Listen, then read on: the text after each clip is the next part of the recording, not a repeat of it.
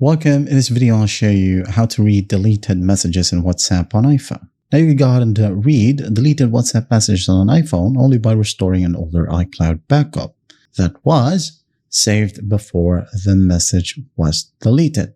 Now, unlike Android, iOS does not have a built-in notification history. So the best option that we have is to retrieve the text by using the iCloud backup method.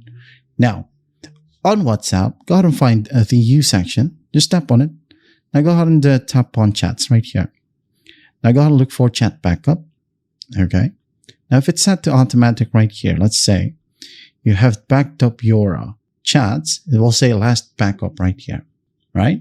So if the backup was created after the message was sent, but before it was deleted, you can recover it. Now, if no backup fits the timeline or you didn't turn on the backup right here, well, the message cannot be recovered, unfortunately. All right. So again, if the backup was created after the message was sent, but before it was deleted, follow along if you want to recover. Okay.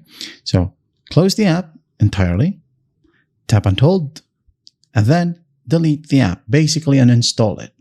So once it's uninstalled, go ahead and find your app store, listen closely, find WhatsApp right here, tap on it, and then install the app. And when you go ahead and open it up, follow the simple prompts. There will be a pop-up that says, restore chat history with an iCloud option. All right, so go ahead and tap on that option and just wait for the process to finish. And once that's done, your chats will be recovered. And that is how you read deleted messages in WhatsApp on iPhone. I hope this video helps, and I'll see you in the next one.